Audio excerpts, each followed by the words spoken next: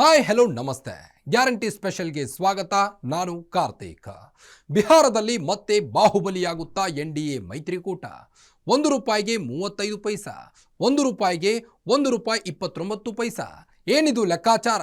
ಸಟ್ಟ ಹಾಕಿದ ಲೆಕ್ಕ ಎಂದು ಹುಸಿಯಾಗಿಲ್ಲ ಯಾಕೆ? ಏನಿದು ಸಟ್ಟಾ ಬಜಾರ್ ಲೆಕ್ಕಾಚಾರ? ಅಷ್ಟೊಂದು ಪಕ್ಕಾ ಆಗಿರೋದು ಹೇಗೆ? ಬಿಹಾರದಲ್ಲಿ ಯಾರಿಗೆಲ್ಲ ಎಷ್ಟು ಸ್ಥಾನ ಸಿಗಲಿವೆ? ಮತ್ತೆ ಅಧಿಕಾರಕ್ಕೆ ಬರುತ್ತಾ ನಿತೀಶ್ ಕುಮಾರ್ ಮೈತ್ರಿ ಪಡೆ? ಇದೇ ಈ ಹೊತ್ತಿನ ವಿಶೇಷ. ಬಿಹಾರ್ ಸಟ್ಟಾ ಸಾವ್ಕಾರ್.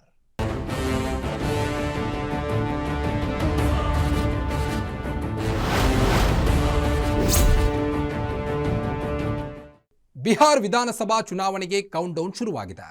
ಈ ಬಾರಿ ಬುದ್ಧನ ನಾಡಲ್ಲಿ ಗೆದ್ದು ಬರುವವರು ಯಾರು ಅನ್ನೋ ಲೆಕ್ಕಾಚಾರ ಜೋರಾಗಿದೆ. ಆಡಳಿತ ವಿರೋಧಿ ಅಲೆ ಜೋರಾಗಿದೆ ಅಂತ ವಿಪಕ್ಷಗಳು ಹೇಳ್ತಿದ್ರೆ, ಈ ಬಾರಿಯೂ ಪಟ್ಟಕ್ಕೇರೋದು ನಾವೇ ಅಂತ ಎನ್ಡಿಎ ಪಡೆ ಹೇಳುತ್ತಿದೆ. ಅದರ ನಡುವೆಯೇ ಭವಿಷ್ಯವೊಂದು ಹೊರಬಿದ್ದಿದೆ. ಅದು ರೆಗ್ಯುಲರ್ ಸರ್ವೆ ಭವಿಷ್ಯವಲ್ಲ, ಸಟ್ಟಾ ಬಜಾರ್ ಭವಿಷ್ಯ. ಸಟ್ಟಾ ಬಜಾರ್ ಭವಿಷ್ಯದಲ್ಲಿ ಯಾರಿಗೆ ಪಟ್ಟ, ಅಸಲಿಗೆ ಏನಿದು ಸಟ್ಟಾ ಬಜಾರ್? ಇದೆಲ್ಲದರ ಬಗ್ಗೆ ಡೀಟೇಲ್ ಆಗಿ ಹೇಳ್ತೀವಿ, ನೋಡಿ.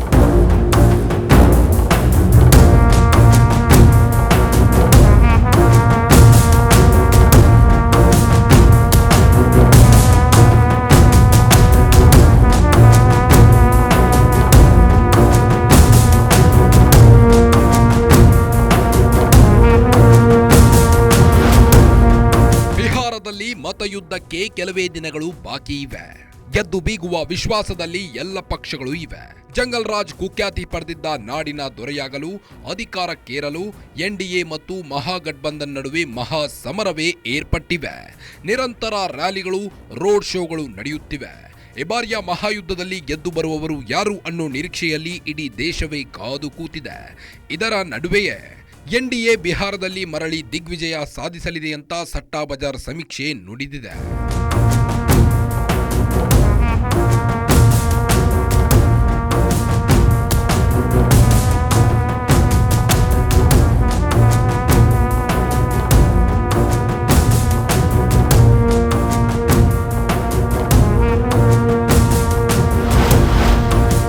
ಸಟ್ಟಾ ಬಜಾರ್ ಲೆಕ್ಕದಲ್ಲಿ ಎನ್ಡಿಎನೇ ಬಾಹುಬಲಿ. 134 ಕ್ಷೇತ್ರಗಳಲ್ಲಿ ನಿತೀಶ್ ಮೋದಿ ಪಡೆಗೆ ಗೆಲುವು. ಬಿಹಾರ್ ವಿಧಾನಸಭಾ ಚುನಾವಣೆ 2025ರಲ್ಲಿ ಮೋದಿ ಹಾಗೂ ನಿತೀಶ್ ಕುಮಾರ್ ಎನ್ಡಿಎ ಮೈತ್ರಿಕೂಟ ಗೆದ್ದು ಬೀಗಲಿದೆ ಅನ್ನೋ ಪ್ರೆಡಿಕ್ಟ್ ಸಟ್ಟಾ ಬಜಾರ್ ಮಾಡಿದೆ. ಎನ್ಡಿಎ ಪಡೆ 243 ಕ್ಷೇತ್ರಗಳಲ್ಲಿ ಒಟ್ಟು 128ರಿಂದ 134 ಕ್ಷೇತ್ರಗಳಲ್ಲಿ ಜಯಬೇರಿ ಬಾರಿಸಿ ಸರಳವಾಗಿ ಬಹುಮತ ದಾಟಲಿದೆ ಅಂತ ಸಟ್ಟಾ ಬಜಾರ್ ಅಂದಾಜಿಸಿದೆ. ಈ ಬಾರಿಯೂ ಬಿಹಾರದ ಗದ್ದುಗೆಯಲ್ಲಿ ಎನ್ಡಿಎ ಪಡೆಯೇ ಅಧಿಕಾರಕ್ಕೆ ಬರಲಿದೆ ಅಂತ ಪಕ್ಕಾ ಲೆಕ್ಕ ನೀಡಿದೆ ಸಟ್ಟಾ ಬಜಾರ್.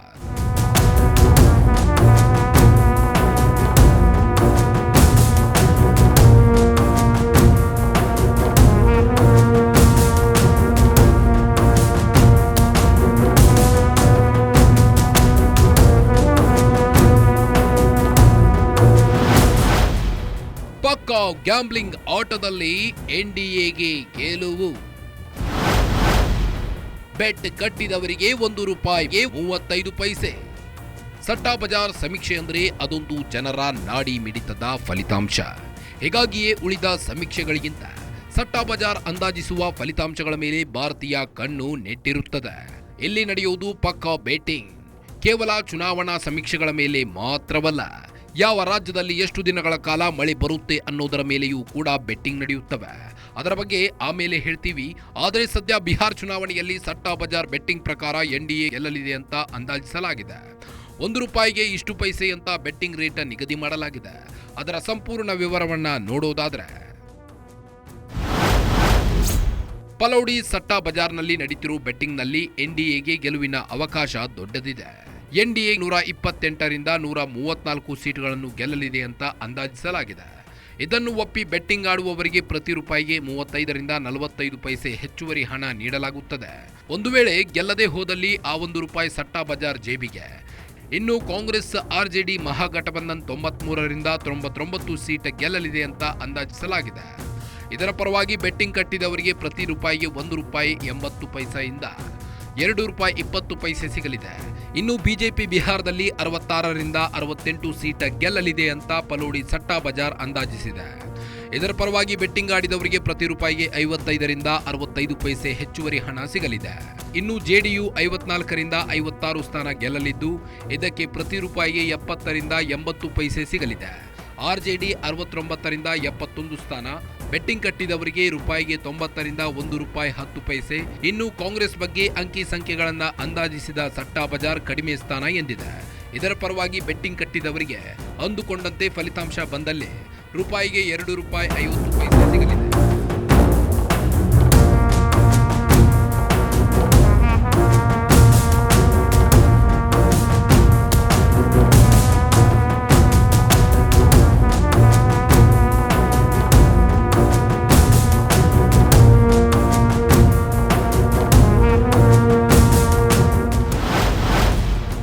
ನಿತೀಶ್ ಕುಮಾರ್ ಮುಂದಿನ ಸಿಎಂ ಪಕ್ಕ.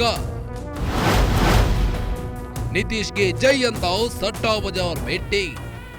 ನಿತೀಶ್ ಕುಮಾರ್ ಬಿಹಾರವನ್ನು ಕಳೆದ 2 ದಶಕಗಳಿಂದ ಸಿಎಂ ಆಗಿ ಆಳಿಕೊಂಡು ಬಂದಿದ್ದಾರೆ. ಪದೇ ಪದೇ ಮೈತ್ರಿಕೂಟವನ್ನ ಬದಲಾಯಿಸುವ ಕುಖ್ಯಾತಿ ಪಡೆದಿದ್ರೂ ಸಹ ಬಿಹಾರದ ಜನರಲ್ಲಿ ಅವರ ಆಡಳಿತ ಖುಷಿ ತಂದಿದೆ ಅಂತ ಸಟ್ಟಾ ಬಜಾರ್ ಹೇಳುತ್ತಿದೆ.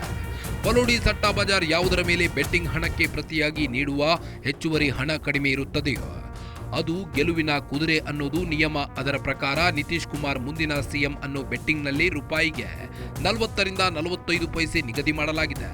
ಮುಖ್ಯಮಂತ್ರಿ ರೇಸ್ ಸಟ್ಟಾ ದರ ಹೇಗಿದೆ ಅನ್ನೋದನ್ನ ನೋಡೋದಾದ್ರೆ ಸಟ್ಟಾ ಬಜಾರ್ ಪ್ರಕಾರ ನಿತೀಶ್ ಕುಮಾರ್ ಮುಂದಿನ ಬಿಹಾರದ ಸಿಎಂ ಆಗಲಿದ್ದಾರೆ ಅಂತ ಅಂದಾಜಿಸಿದೆ. ಇದರ ಪರವಾಗಿ ಬೆಟ್ಟಿಂಗ್ ಕಟ್ಟಿದವರಿಗೆ ಪ್ರತಿ ರೂಪಾಯಿಗೆ 40ರಿಂದ 45 ಪೈಸೆ ಹೆಚ್ಚು ಹಣ ಸಿಗಲಿದೆ. ತೇಜಸ್ವಿ ಯಾದವ್ ಪರ ಬೆಟ್ಟಿಂಗ್ ಆಡಿದವರಿಗೆ ₹1.80ಯಿಂದ ₹2ವರೆಗೆ ಸಿಗಲಿದ್ದು, ಇನ್ನು ಪ್ರಶಾಂತ್ ಕಿಶೋರ್ ಮುಂದಿನ ಮುಖ್ಯಮಂತ್ರಿ ಅಂತ ಬೆಟ್ಟಿಂಗ್ ಕಟ್ಟಿದವರಿಗೆ ಪ್ರಶಾಂತ್ ಕಿಶೋರ್ ಸಿಎಂ ಆಗಿದ್ದೇ ಆದಲ್ಲಿ ಪ್ರತಿ ₹1ಗೆ ₹3.50 ಹಾಗೂ ಅದಕ್ಕಿಂತ ಹೆಚ್ಚು ಹಣ ಸಿಗಲಿದೆ.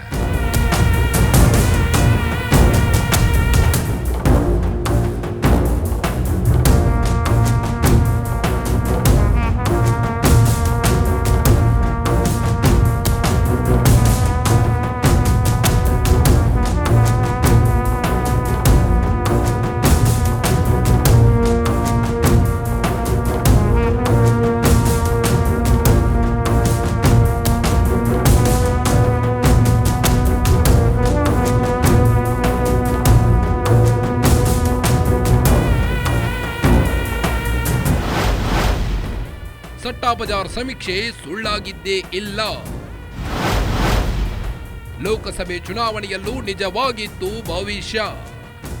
ಉಳಿದ ಚುನಾವಣಾ ಸಮೀಕ್ಷೆಗಳಿಗೆ ಹೋಲಿಸಿ ನೋಡಿದ್ರೆ ಸಟ್ಟಾ ಬಜಾರ್ ಅಂದಾಜಿಸಿದ ಫಲಿತಾಂಶ ಹುಸಿಯಾಗಿದ್ದು ತೀರಾ ಕಡಿಮೆ. ಅದಕ್ಕೆ ಸಾಕಷ್ಟು ಉದಾಹರಣೆಗಳಿವೆ. 2024ರ ಲೋಕಸಭಾ ಚುನಾವಣೆಯಲ್ಲಿ ಬಿಜೆಪಿ ಏಕಾಂಗಿಯಾಗಿ 300ಕ್ಕೂ ಹೆಚ್ಚು ಸ್ಥಾನ ಪಡೆಯಲಿದೆ ಅಂತಲೇ ಎಲ್ಲ ಸರ್ವೆಗಳು ಹೇಳಿದ್ದವು. ಆದರೆ ಸಟ್ಟಾ ಬಜಾರ್ ಮಾತ್ರ ಅಬ್ಬಬ್ಬ ಅಂದ್ರೆ 270ರಿಂದ 280 ಅಂತ ಅಂದಾಜು ಮಾಡಿತ್ತು. ಬಿಜೆಪಿ ಅದಕ್ಕಿಂತಲೂ ಕಡಿಮೆ ಸ್ಥಾನ ಪಡೆದಿದ್ದು ಎಲ್ಲರಿಗೂ ನೆನಪಿದೆ. ಅದೇ ರೀತಿ ದೆಹಲಿ ವಿಧಾನಸಭಾ ಚುನಾವಣೆಯಲ್ಲಿ ಬಿಜೆಪಿ ಸರಳವಾಗಿ ಬಹುಮತ ದಾಟುತ್ತೆ ಅಂತ ಸಟ್ಟಾ ಬಜಾರ್ ಅಂದಾಜು ಮಾಡಿತ್ತು.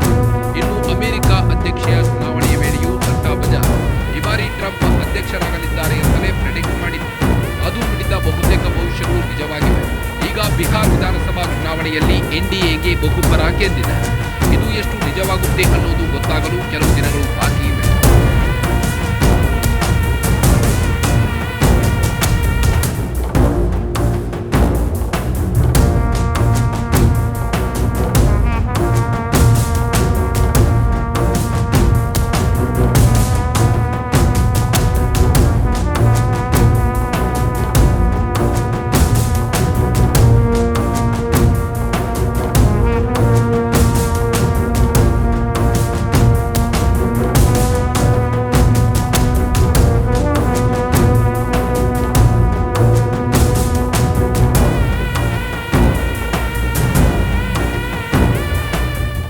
ಫಲೋಡಿ ಸಟ್ಟಾ ಬಜಾರ್ ಅಂದ್ರೆ ಏನು? ಇದು ಹೇಗೆ ಕೆಲಸ ಮಾಡುತ್ತೆ? ಇದು ಇಷ್ಟೊಂದು ನಿಖರವಾಗಿ ಫಲಿತಾಂಶಗಳ ಭವಿಷ್ಯ ನುಡಿಯಲು ಹೇಗೆ ಸಾಧ್ಯ? ಹೀಗೆ ಹಲವು ಪ್ರಶ್ನೆಗಳು ಜನರನ್ನ ಕಾಡುತ್ತವೆ. ಫಲೋಡಿ ಸಟ್ಟಾ ಬಜಾರ್ ಎಂಬುದು ಒಂದು ಜೂಜಾಟದ ಕೇಂದ್ರ. ಇದಕ್ಕೊಂದು ದೊಡ್ಡ ಇತಿಹಾಸವೇ ಇದೆ. ಈ ಫಲೋಡಿ ಸಟ್ಟಾ ಬಜಾರ್ ಬಗ್ಗೆ, ಅದು ಕಾರ್ಯನಿರ್ವಹಿಸುವುದು ಹೇಗೆ ಅನ್ನೋದರ ಬಗ್ಗೆ. ಫಲೋಡಿ ಸಟ್ಟಾ ಬಜಾರ್ ಇದು ಕುಪ್ರಸಿದ್ಧ ಬೆಟ್ಟಿಂಗ್ ಮಾರುಕಟ್ಟೆ. ಸಟ್ಟಾ ಬಜಾರ್ನಲ್ಲಿ ನಿಖರ ಫಲಿತಾಂಶಕ್ಕೆ ಹೆಸರುವಾಸಿ. ಅದು ಯಾವಾಗಲೂ ನಿಖರ ಅಂದಾಜಿನ ಸಮೀಪಕ್ಕೆ ಇರುತ್ತೆ. ಸಟ್ಟಾ ಬಜಾರ್ ಅಂದ ತಕ್ಷಣ ಒಂದು ಕುತೂಹಲ ಸೃಷ್ಟಿಯಾಗುತ್ತೆ. ಏನದು ಸಟ್ಟಾ ಬಜಾರ್, ಇದರ ಇತಿಹಾಸವೇನು, ಇದು ಹೇಗೆ ಕಾರ್ಯನಿರ್ವಹಿಸುತ್ತೆ ಅನ್ನೋದನ್ನ ಸೇರಿ ಹಲವು ರೀತಿಯ ಕುತೂಹಲಗಳು ತೆರೆದುಕೊಳ್ಳುತ್ತವೆ.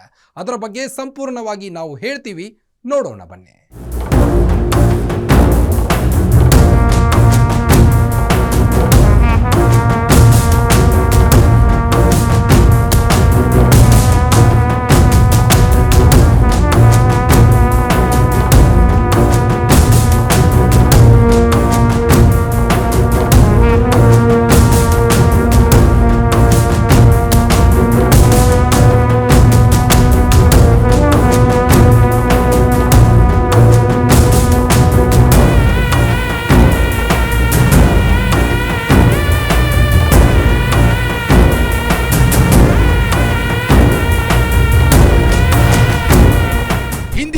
ಸಟ್ಟಾ ಅಂದ್ರೇನೆ ಜೂಜು ಅಥವಾ ಬೆಟ್ಟಿಂಗ್, ಬಜಾರ್ ಅಂದ್ರೆ ಮಾರುಕಟ್ಟೆ. ಸಟ್ಟಾ ಬಜಾರ್ ಅಂದ್ರೆ ಪಕ್ಕಾ ಜೂಜುಕೋರರ ಮಾರುಕಟ್ಟೆ.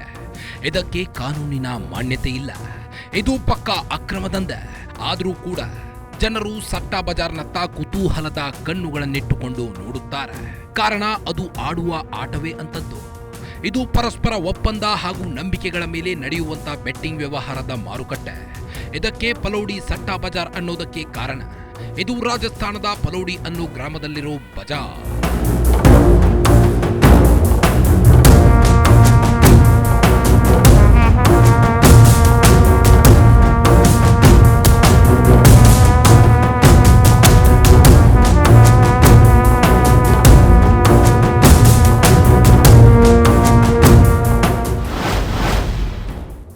ವರ್ಷಗಳ ಇತಿಹಾಸವಿರೋ ಸಟ್ಟಾ ಬಜಾರ್. ಷೇರು ಮಾರುಕಟ್ಟೆ ಮೇಲೂ ಇದೆ ಇದರ ಪ್ರಭಾವ. ಈ ಸಟ್ಟಾ ಬಜಾರ್ಗೆ 500 ವರ್ಷಗಳ ಇತಿಹಾಸವಿದೆ. ರಾಜಸ್ಥಾನದ ಜೋಧ್ಪುರದಿಂದ ಸುಮಾರು 164 ಕಿಲೋಮೀಟರ್ ದೂರದಲ್ಲಿರೋ ಫಲೋಡಿ ಅನ್ನೋ ಜಿಲ್ಲೆಯಲ್ಲಿ ಈ ಸಟ್ಟಾ ಬಜಾರ್ ಇದೆ. ಇಲ್ಲಿ ಬೆಟ್ಟಿಂಗ್ ದಂಧೆ ಅನ್ನೋದು ಇಂದು ನಿನ್ನೆಯದಲ್ಲ, ಸುಮಾರು 500 ವರ್ಷಗಳಿಂದ ನಡೆಯುತ್ತಾ ಬಂದಿದೆ ಅಂತ ಹೇಳಲಾಗುತ್ತೆ. ಇಲ್ಲಿ ಪ್ರತಿಯೊಂದನ್ನು ಜೂಜಿನಲ್ಲಿ ಇಡಲಾಗುತ್ತೆ. ಗೂಳಿ ಕಾಳಗದಿಂದ ಹಿಡಿದು ಮಳೆಯವರೆಗೂ, ಷೇರು ಮಾರುಕಟ್ಟೆಯಿಂದ ಹಿಡಿದು ಎಲೆಕ್ಷನ್ ಕ್ರಿಕೆಟ್ವರೆಗೂ ಇಲ್ಲಿ ಬೆಟ್ಟಿಂಗ್ ನಡೆಯುತ್ತದೆ.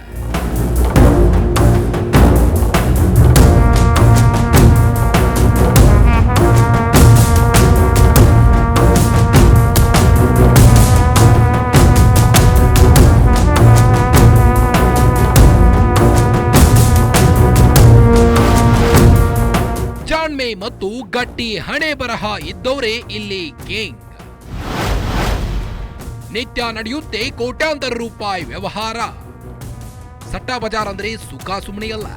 ಇಲ್ಲಿ ನಿತ್ಯ ನೂರಾರು ಬೆಟ್ಟಿಂಗ್ಗಳು ನಡೆಯುತ್ತವೆ. ನೂರಾರು ಜನರು ತಮ್ಮ ಹಣವನ್ನ ಜೂಜಿಗೆ ಇಡುತ್ತಾರೆ. ಆದರೆ ಯಾರ ಹಣೆ ಬರಹ ಗಟ್ಟಿ ಇರುತ್ತೋ, ಯಾರು ಗ್ಯಾಮ್ಲಿಂಗ್ ನಲ್ಲಿ ಮಾಸ್ಟರ್ ಆಗಿರ್ತಾನೋ, ಅವನು ಇಲ್ಲಿ ಕಿಂಗ್ ಆಗಿ ಮೆರೆಯಬಲ್ಲ. ನಸೀಬು ಕೈಕೊಟ್ಟು ಕೊಂಚ ಮೈಮರೆತರೆ ಪಾಪರ್ ಆಗೋದು ಗ್ಯಾರಂಟಿ.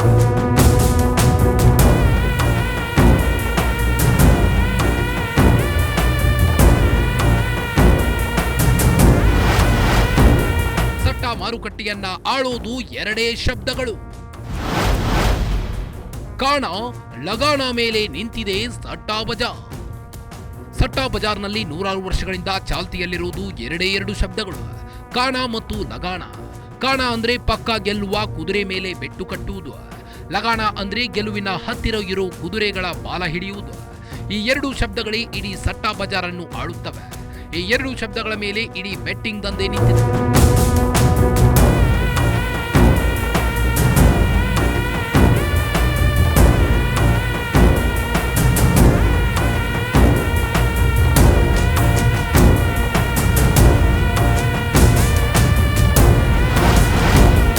ಕಡಿಮೆ ಬೆಲೆ ಇಟ್ಟವನೇ ಗೆದ್ದು ಬೀಗೋದು ಫೇಕ್ಸ್. ಜನರ ಮನಸ್ಥಿತಿ ಆಧಾರದ ಮೇಲೆ ಭವಿಷ್ಯ ನಿಗದಿ.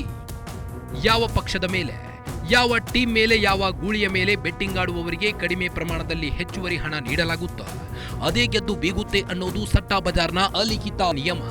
ಈಗಾಗಲೇ ನಾವು ಹೇಳಿದಂತೆ NDA 134 ಸ್ಥಾನ ಗೆಲ್ಲುತ್ತೆ ಅಂತ ಸಟ್ಟಾ ಬಜಾರ್ ಹೇಳಿದೆ. ಅದಕ್ಕೆ ಕೇವಲ 35 ರಿಂದ 45 ಪೈಸೆ ನಿಗದಿ ಮಾಡಿದೆ. ಆದರೆ ಮಹಾಗಠಬಂಧನ್ಗೆ ಅದಕ್ಕಿಂತಲೂ ಜಾಸ್ತಿ ಇದೆ. ಒಂದು ವೇಳೆ ಸಟ್ಟಾ ಬಜಾರ್ ಭವಿಷ್ಯ ಸುಳ್ಳುವಾದಲ್ಲಿ ಯಾರು ಕಡಿಮೆ ಗೆಲ್ಲುವ ಸಾಧ್ಯತೆ ಇರುವ ಪಕ್ಷದ ಪರ ಬೆಟ್ಟಿಂಗ್ ಕಟ್ಟಿರುತ್ತಾನೋ ಅವನು ಡಬಲ್ ಹಣ ಬಾಚಿಕೊಳ್ಳುತ್ತಾನೆ. ಇನ್ನು ಸಟ್ಟಾ ಬಜಾರ್ನ ಸಮೀಕ್ಷೆ ಗಂಟೆಗಳಿಂದ ಗಂಟೆಗಳಿಗೆ ದಿನದಿಂದ ದಿನಕ್ಕೆ ಬದಲಾಗುತ್ತಾ ಹೋಗುತ್ತದೆ. ಜನರ ಮನಸ್ಥಿತಿ ಆಧಾರದ ಮೇಲೆ ಇದು ತನ್ನ ಸಮೀಕ್ಷೆಯನ್ನ ಆಚೆ ಬಿಡುತ್ತದೆ.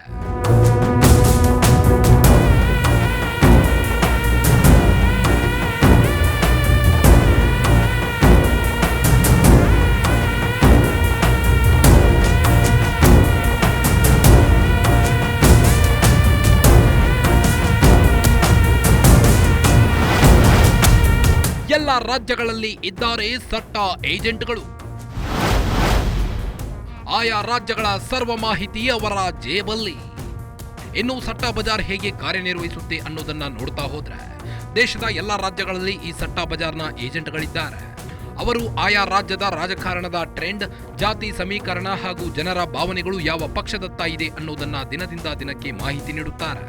ಏನಾದರೂ ಮಹತ್ತರವಾದ ಘಟನೆ ನಡೆದಾಗ ಟ್ರೆಂಡ್ ಚೇಂಜ್ ಆಗುವ ಸಾಧ್ಯತೆ ಇರುತ್ತದೆ. ಹೀಗಾಗಿ ಸಟ್ಟಾ ಬಜಾರ್ನ ಫಲಿತಾಂಶಗಳು ದಿನದಿಂದ ದಿನಕ್ಕೆ ಮತ್ತು ಆಗಾಗ ಬದಲಾಗುವ ದಿಕ್ಕಿನತ್ತ ಸಾಗುತ್ತವೆ.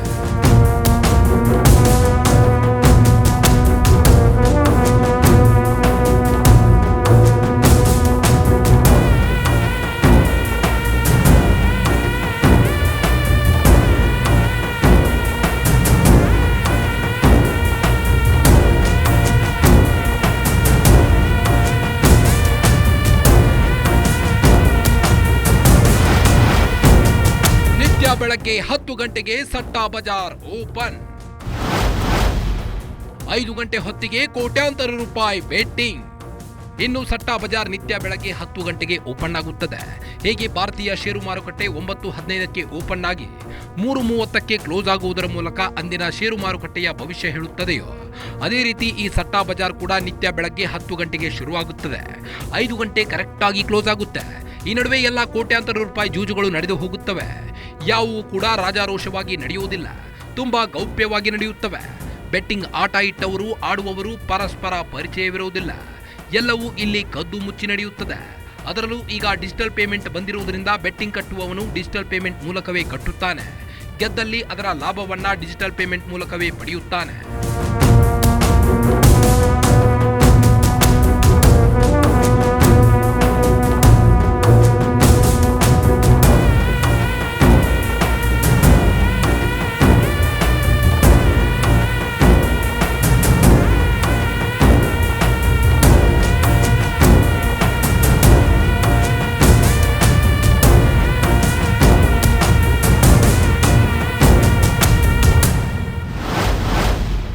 ಕೇವಲ ದೇಶದ ಚುನಾವಣೆ ರಿಸಲ್ಟ್ ಮಾತ್ರವಲ್ಲ,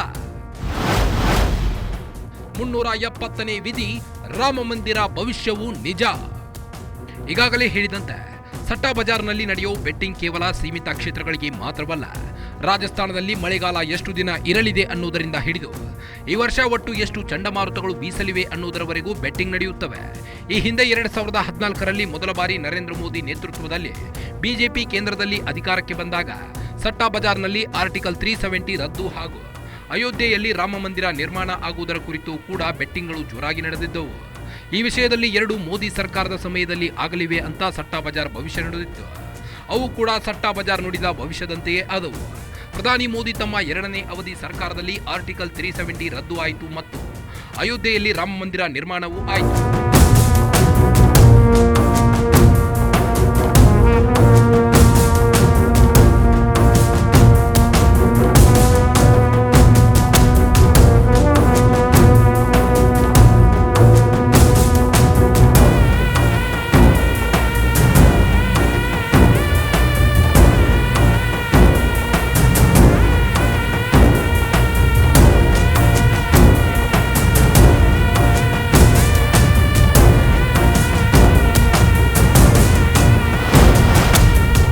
ನಿಜವಾಗಿತ್ತು ಕರ್ನಾಟಕ ಹಿಮಾಚಲ ಪ್ರದೇಶದ ಗೆಲುವು. ಬಿಹಾರದ ಜನರಲ್ಲಿ ನಿಜಕ್ಕೂ ಇದೆಯಾ ಎನ್ಡಿಎ ಪರ ಒಲವು? ಈ ಹಿಂದೆ ದೆಹಲಿ, ಕರ್ನಾಟಕ, ಹಿಮಾಚಲ ಪ್ರದೇಶದ ವಿಧಾನಸಭಾ ಚುನಾವಣೆಯ ಫಲಿತಾಂಶದ ವಿಚಾರದಲ್ಲೇ ಸಟ್ಟಾ ಬಜಾರ್ನ ಭವಿಷ್ಯ ನಿಜವಾಗಿತ್ತು.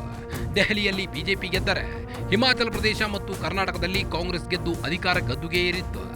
ಈಗ ಬಿಹಾರದಲ್ಲಿ ಎನ್ಡಿಎ ಸರ್ಕಾರ ಮತ್ತು ಅಧಿಕಾರಕ್ಕೆ ಏರಲಿದೆ.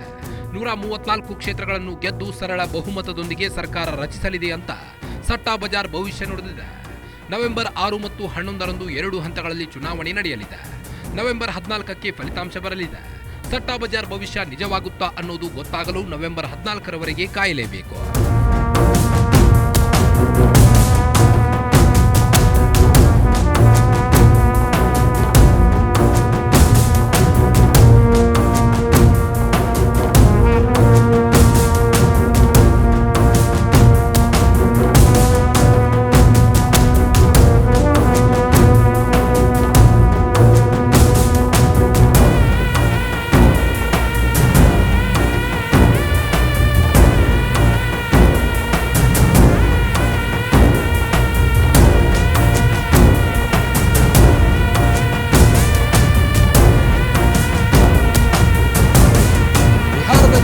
ಗೆಲ್ಲುವುದು ಫಿಕ್ಸ್ ಅಂತ ಈಗಾಗಲೇ ಎನ್ಡಿಎ ಹೇಳಿಕೊಂಡಿದೆ. ಕೇಂದ್ರ ಗೃಹ ಸಚಿವ ಅಮಿತ್ ಶಾ ಈ ಬಾರಿ ಬಿಹಾರದಲ್ಲಿ ನಾವು 160 ಸೀಟು ಗೆದ್ದೇ ಗೆಲ್ಲುತ್ತೇವೆ ಅಂತ ಅತ್ಯಂತ ವಿಶ್ವಾಸದಿಂದ ಹೇಳಿದ್ದಾರೆ.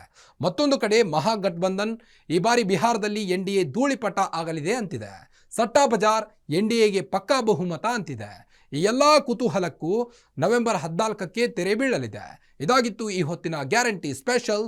ನೋಡ್ತಾ ಇರಿ ಗ್ಯಾರಂಟಿ ನ್ಯೂಸ್. ಸುದ್ದಿ ಖಚಿತ, ನ್ಯಾಯ ನಿಶ್ಚಿತ.